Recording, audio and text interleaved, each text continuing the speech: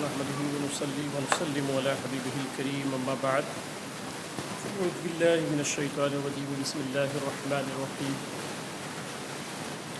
يضل به كثيرا ويهدي به كثيرا آمنت بالله صدق الله المولانا العظيم وصدق رسوله النبي الكريم ونحن على ذلك لمن الشاهدين والشاكرين والحمد لله رب العالمين۔ ایک مرتبہ درود پاک پڑھنے میں صلی اللہ علیہ وآلہ صلاۃ والسلام علیک یا رسول اللہ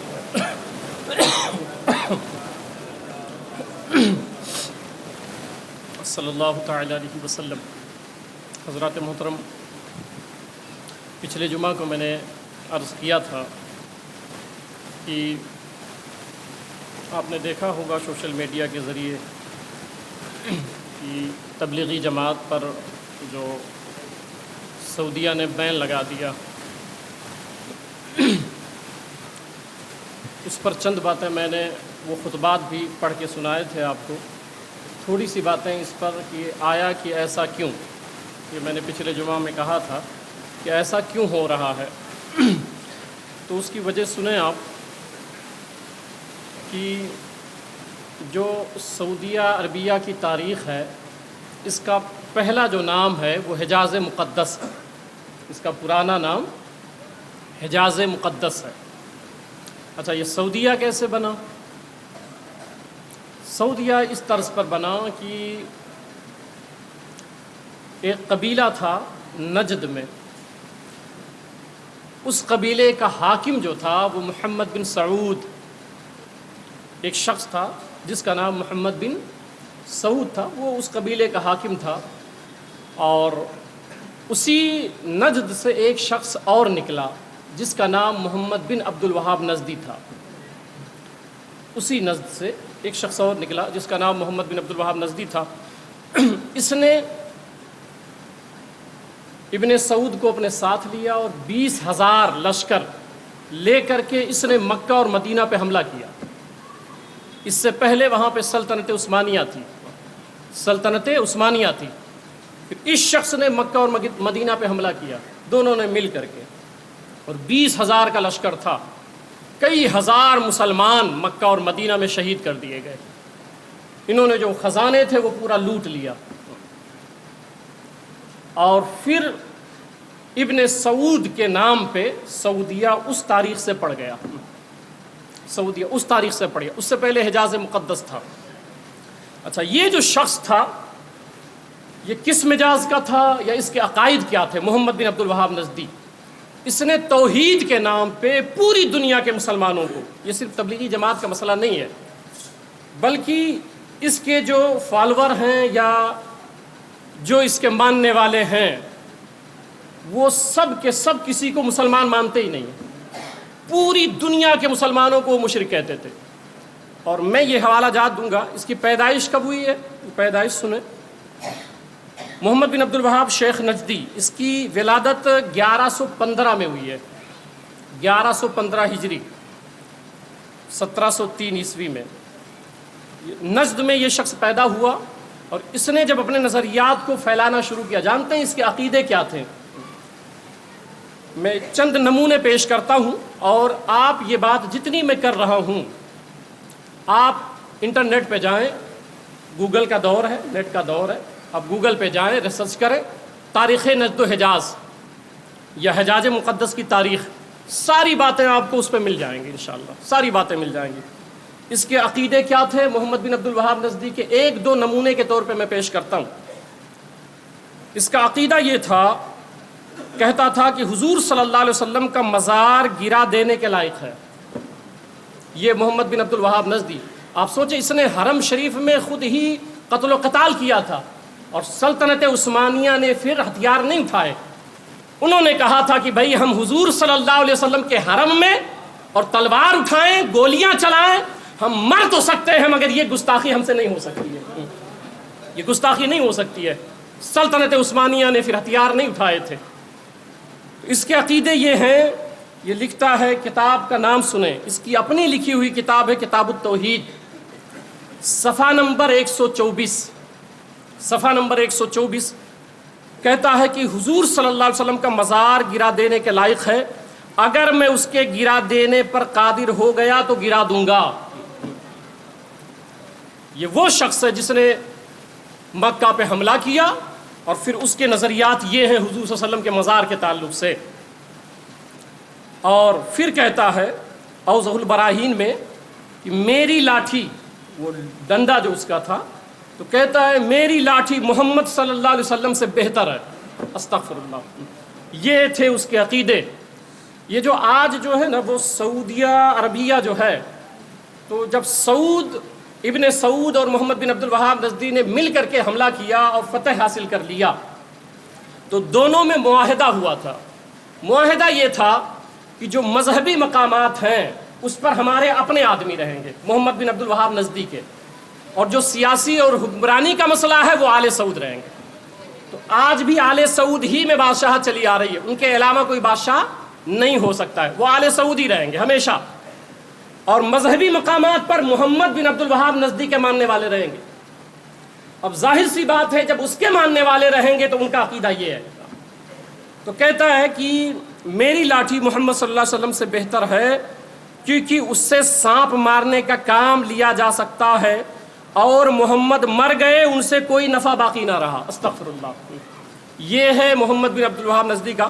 اس کے اتنے فاسد عقائد ہیں کہ میں آپ کو بیان کروں تو کم سے کم گھنٹوں لگ جائیں گے۔ اس کے بیانات میں یہ بھی ملے گا، اس کے عقیدے میں، کہ حضور صلی اللہ علیہ وسلم مارے حرام استعمال فرماتے تھے۔ یہ سب عقیدے تھے اس کے، اور اس کے فالور کے آج وہ عقیدے ہیں، اور یہ پوری دنیا کو کہتا تھا مشرک ہے، پوری دنیا کو۔ میں اس پر حوالے پیش کرتا ہوں۔ اور جب اس نے اپنے نظریات کو آگے بڑھانا شروع کیا تو اس کے سگے بھائی، اس کا نام کیا ہے، محمد بن عبد الوہاب نجدی، عبد الوہاب رحمۃ اللہ تعالی علیہ، جو اس کے والد گرامی تھے، وہ نیک تھے، سنی صحیح العقیدہ تھے۔ عبد الوہاب نجدی رحمۃ اللہ تعالی علیہ، اس کا نام محمد تھا، اسی لیے ادباً چونکہ ہم لوگ ابن عبد الوہاب بولتے ہیں۔ تو عبد الوہاب رحمۃ اللہ تعالی علیہ، جو محمد بن عبد الوہاب اس کے والد تھے، وہ سنی صحیح العقیدہ تھے، اور انہوں نے خود اس سے بیزاری کا اعلان فرمایا تھا اپنے بیٹے سے۔ اور اس کے سگے بھائی حضرت سلیمان بن عبد الوہاب رحمۃ اللہ تعالی علیہ، کس کے، محمد بن عبد الوہاب نجدی کے سگے بھائی سلیمان بن عبد الوہاب المتوفی 1208 ہجری، انہوں نے اپنے سگے بھائی محمد بن عبد الوہاب کے خلاف ایک کتاب لکھی تھی، جس کتاب کا نام ہے الصواعق الالہیہ فی الرد علی الوہابیہ۔ یہ سگے بھائی نے اپنے سگے بھائی کے خلاف رد میں ایک کتاب لکھی تھی، اور اس کے علاوہ بھی ایک کتاب تھی عنوان المجد فی تاریخ نجد، یہ بھی کتاب تھی۔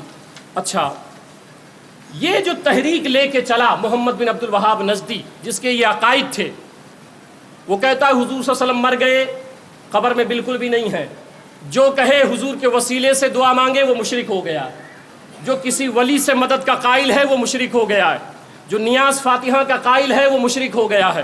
اور یہی نہیں بلکہ اچھا، اس کے فالور کو کیا کہتے ہیں وہ سنیں۔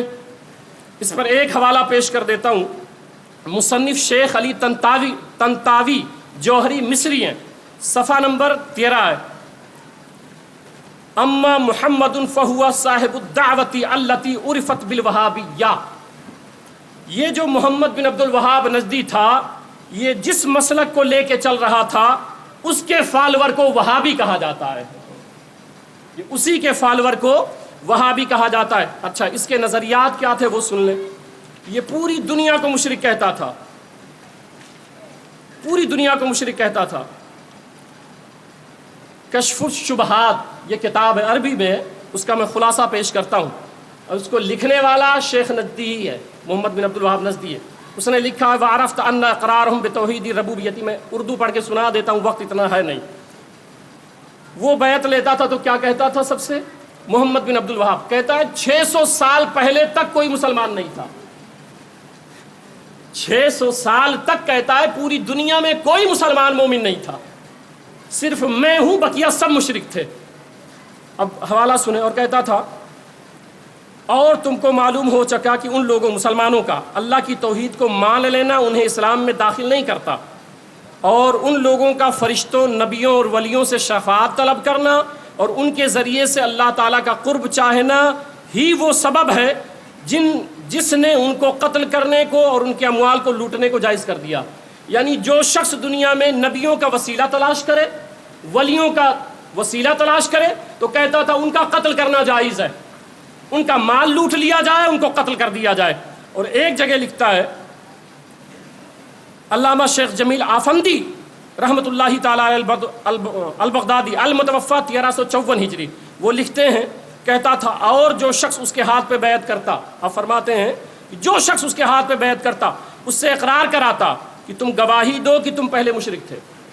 جو بھی بیعت کرتا تھا وہ سب سے پہلے اقرار کراتا تھا کہ نہیں، وعدہ کرو تم کہ پہلے مشرک تھے، تم شرک کرتے تھے، اور گواہی دو کہ تمہارے ماں باپ بھی شرک پر مرے. سب سے جو کلمہ پڑھنے والا اس کے ہاتھ پہ.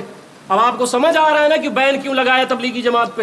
کیونکہ وہاں کے جو فالور ہیں اور مذہبی مقامات پر جو ہیں تو یہ سب اسی کے فالور ہیں، اور وہ پوری دنیا کے مسلمانوں کو مشرک کہتے ہیں. تو کہتا تھا کہ تمہارے ماں باپ بھی شرک پر مرے، اور گواہی دو کہ فلاں فلاں اکابر علماء دین بھی مشرک تھے. وہ شخص اگر اس طرح کی گواہی دیتا تو اس کی بیعت قبول کرتا، اور اگر وہ شخص ایسی گواہی دینے سے انکار کرتا تو اس کو قتل کرا دیتا تھا. شیخ نجدی صاف طور پر کہتا تھا کہ اب سے 600 سال پہلے کی تمام امت کافر تھی، صرف وہ تھا، اس کے فالور تھے بس. اور کہتا تھا کہ جتنے بھی 600 سال میں گزرے ہیں پہلے، پوری دنیا میں جتنے کلمے پڑھنے والے تھے سب کافر تھے، اور جو شخص اس کی پیروی نہ کرتا اس کو کافر کہتا.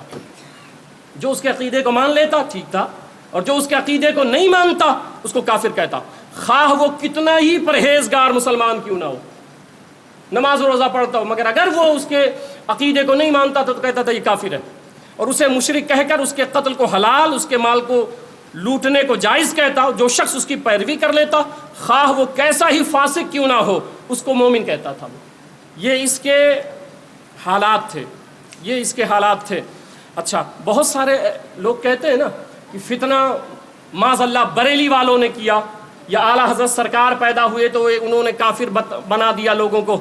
اعلیٰ حضرت نے کافر بنایا نہیں ہے، کافر بتایا ہے، کفر ان کا بتایا ہے.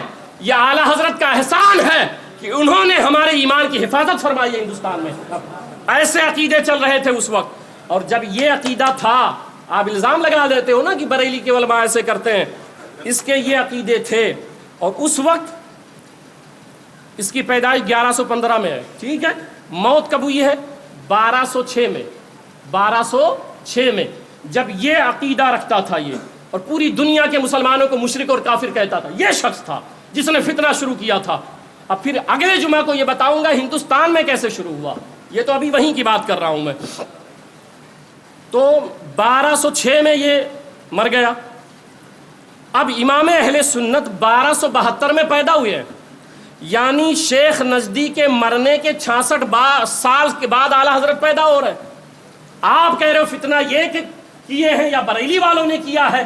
بھئی اعلیٰ حضرت شیخ نجدی کے مرنے کے 66 سال بعد پیدا ہوئے ہیں، اور پوری دنیا کو کافر اور مشرک یہ شخص 66 سال پہلے کہہ چکا تھا. اعلیٰ حضرت نے وہ جو تسلسل کے ساتھ 1300 سال سے عقیدہ چلا رہا تھا، اعلیٰ حضرت نے وہ عقیدہ بیان فرمایا ہے، وہ عقیدہ بیان فرمایا ہے، اور ہمارے ایمان کی حفاظت فرمائی ہے، ہمارے ایمان کی حفاظت فرمائی ہے. اب چند حوالہ جات میں اس کے تعلق سے عرض کر دیتا ہوں، شیخ نجدی کے تعلق سے. وہ یہ کہ چونکہ اس کے فالور سب ہیں عرب میں نے بتا دیا آپ کو کہ یہ معاہدہ ہوا ہے ابن سعود سے، تو سب اسی نظریات کے حامل ہیں. تو ان کے نزدیک سب کافر ہیں، چاہے وہ بریلوی ہوں، چاہے دیوبندی ہوں، کوئی بھی ہو، ٹھیک ہے. ان کے نزدیک سب مشرک ہیں. اب سنیں، علامہ احمد بن محمد ساوی وہ لکھتے ہیں کہ علماء نے فرمایا، یہ جو آیت نازل ہوئی تھی یوم تبیض وجوہ و تسود وجوہ، تو کہتے ہیں کہ اس سے مراد خوارج ہیں، اس سے مراد جن کے سیاہ چہرے ہوں گے وہ اس سے خوارج ہیں. تو وہ لکھتے ہیں کہ جو قرآن پاک اور حدیث کی تعویل میں تحریف کرتے ہیں اور پھر اس تحریف کے ذریعے مسلمانوں کے خون بہانے اور مال و متاع کو لوٹ لینے کو جائز قرار دیتے، جیسا کہ انہی جیسے لوگوں سے اسی زمانے میں مشاہدے میں آیا ہے کہ یہ لوگ سرزمین حجاز میں ایک فرقہ ہے. علامہ صاوی لکھتے ہیں کہ سرزمین حجاز میں ایک فرقہ ہے جنہیں وہابی کہا جاتا ہے. ان کا خیال ہے کہ حق پر صرف وہی ہیں، حالانکہ یہ لوگ جھوٹے ہیں. شیطان نے انہیں بھلا کر اللہ کی یاد سے غافل کر دیا ہے. یہ لوگ شیطانی گروہ ہیں اور حقیقتاً شیطانی گروہ کے لوگ ہی خسارے میں رہنے والے ہیں. ہم اللہ تعالیٰ سے دعا کرتے ہیں کہ اللہ ان کی جڑ کاٹ دے. ٹھیک ہے. اور پھر مولانا اشرف علی تھانوی، اب آپ کو کیوں وہاں تبلیغ کرنے دیں گے؟ آپ نے بھی یہی لکھا ہے، سب اسی کے نظریات کے ماننے والے ہیں وہاں پہ. تو مولانا اشرف علی تھانوی کیا لکھتے ہیں کہ محمد بن عبد الوہاب نجدی کا دین قبول کرتے ہیں وہاں کے لوگ، اور اصول فروع میں اسی کے راستے پر چلتے ہیں. کس کے؟ محمد بن یہ کس نے لکھا ہے؟ مولانا اشرف علی تھانوی، جماعت دیوبند کے. ان کو ہمارے شہروں میں وہابی کہا جاتا ہے. یہ مولانا اشرف علی تھانوی کی عبارت پڑھ کے سنا رہا ہوں. کہتے ہیں ہمارے یہاں ہندوستان میں ان کو وہابی کہا جاتا ہے. وہابی گمان کرتے ہیں کہ ائمہ اربعہ رضی اللہ عنہم میں سے کسی کی تقلید کرنا شرک ہے، اور جو ہماری مخالفت کریں وہ مشرک ہیں. وہابی ہم اہل سنت کا قتل اور ہماری عورتوں کو قید کرنا حلال مانتے ہیں، اور ان کے دیگر عقائد فاسدہ جو ہمیں معتبر علماء سے پہنچے ہیں، بعض نے ان کو خوارج بھی بتایا ہے. یہ کس نے لکھا ہے؟ مولانا اشرف علی تھانوی نے. اور جب ان کو پتہ چلے گا کہ ان کے بارے میں آپ یہ کہتے ہو تو پھر آپ کو تبلیغ کرنے دیں گے وہ لوگ. پھر آگے سنیں. علامہ انور شاہ کشمیری، سابق شیخ الحدیث دیوبند، وہ لکھتے ہیں اما محمد بن عبد الوہاب النجد فإنه كان رجلا بليدا قليل العلم فكان يسارع إلى الحكم بالكفر. وہ کہتے ہیں علامہ انور شاہ کشمیری جماعت دیوبند کے محمد بن عبد الوہاب نجدی کے بارے میں، کہتے ہیں یعنی محمد بن عبد الوہاب نجدی ایک کم علم اور کم فہم انسان تھا، اس لیے کفر کا حکم لگانے میں اسے باک نہ تھا، جس کو چاہتا تھا کافر بنا دیتا تھا. یہ جماعت دیوبند کے عالم نے لکھا ہے. ٹھیک ہے. اور علامہ حسین احمد مدنی، یہ دیوبندی جماعت کے، وہ لکھتے ہیں محمد بن عبد الوہاب نجدی ابتدا 13ویں صدی نجد عرب سے ظاہر ہوا. چونکہ یہ خیالات باطلہ لفظ لکھا ہے. مولانا حسین احمد مدنی جماعت دیوبند کے بہت بڑے عالم ہیں. یہ انہوں نے یہ کہا ہے کہ یہ جو محمد بن عبد الوہاب نجدی تھا، چونکہ یہ خیالات باطلہ، باطل خیال اور عقائد فاسدہ اور فاسد عقیدہ رکھتا تھا. یہ مولانا حسین احمد مدنی نے لکھا ہے. ٹھیک ہے. اور محمد بن عبد الوہاب کا عقیدہ تھا کہ جملہ اہل عالم تمام مسلمانان دیار مشرک اور کافر ہیں، اور ان سے قتل و قتال کرنا، ان کے اموال کو ان سے چھین لینا حلال اور جائز اور بلکہ واجب ہے. کتاب کا نام ہے الشہاب الثاقب علی المسترق الکاذب، صفحہ نمبر 23. اور پھر کہتا ہے کہ زیارت رسول مقبول صلی اللہ علیہ وسلم اور آستانہ شریفہ میں حاضر ہونا، ملاحظہ روضہ مطہرہ کو یہ طائفہ بدعت حرام وغیرہ یہ لکھتا تھا. اس کا یہ عقیدہ تھا. اب اس میں اتنا میں نہیں جاؤں گا. اب یہ چند باتیں ہم نے عرض کر دیں. اب یہ جہاں سے پیدا ہوا تھا، یہ جہاں سے پیدا ہوا تھا، میں نے بتایا کہاں سے پیدا ہوا تھا؟ نجد سے. کہاں سے؟ نجد تھے. اور اس کے یہ باطل عقیدے تھے، باطل عقیدے تھے. اب نجد کے تعلق سے میرے آقا نے کیا فرمایا ہے وہ سنیں، تاکہ اس پر پھر جو ہے نا وہ مضبوط دلیل ہو جائے کہ میرے آقا نے نجد کے بارے میں کیا فرمایا ہے.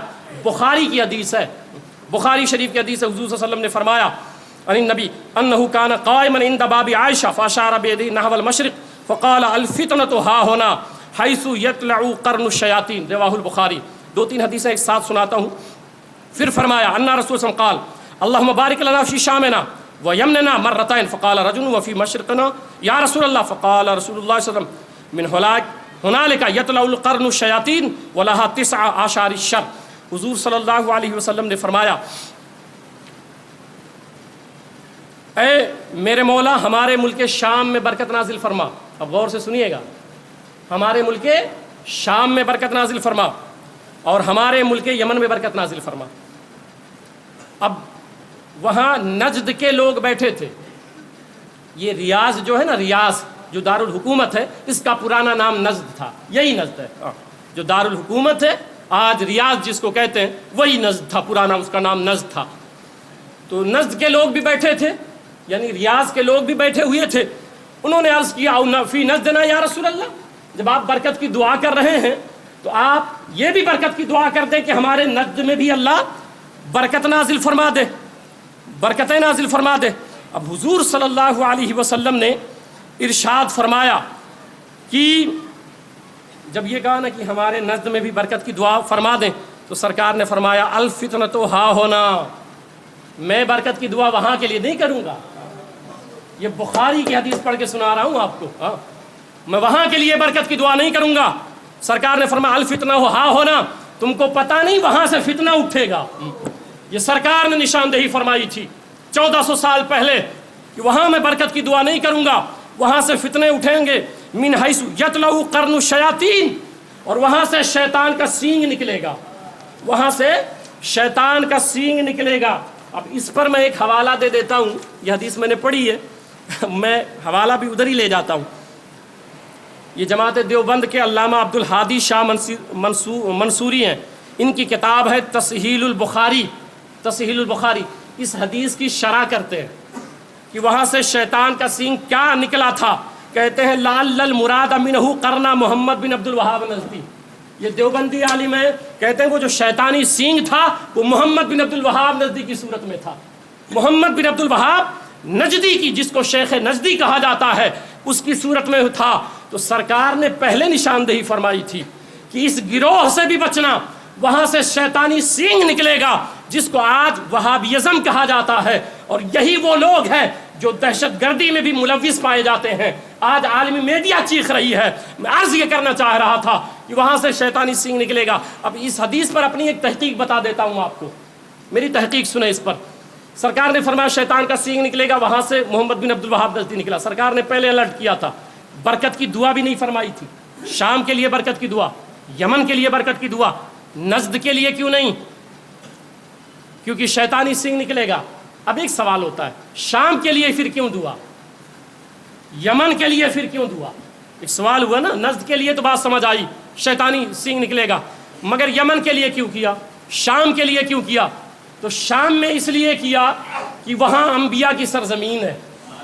شام ایک روایت کے مصداق تقریباً 70,000 انبیاء کرام ادھر سفر فرمائے ہیں. تو وہاں حضرت عیسیٰ کی سرزمین ہے، حضرت یحییٰ کی سرزمین ہے، حضرت یعقوب اور دیگر تمام بنی اسرائیل کے انبیاء جو آئے تھے ان کی سرزمین ہے. تو یہ بات سمجھ آئی کہ بھائی وہاں نسبت کی وجہ سے برکت کی دعا. آپ نسبت کو بھی نہیں مانتے. نسبت ایسی چیز ہے کہ یہاں شیطانی سینگ نکلے گا، برکت کی دعا نہیں فرمائی.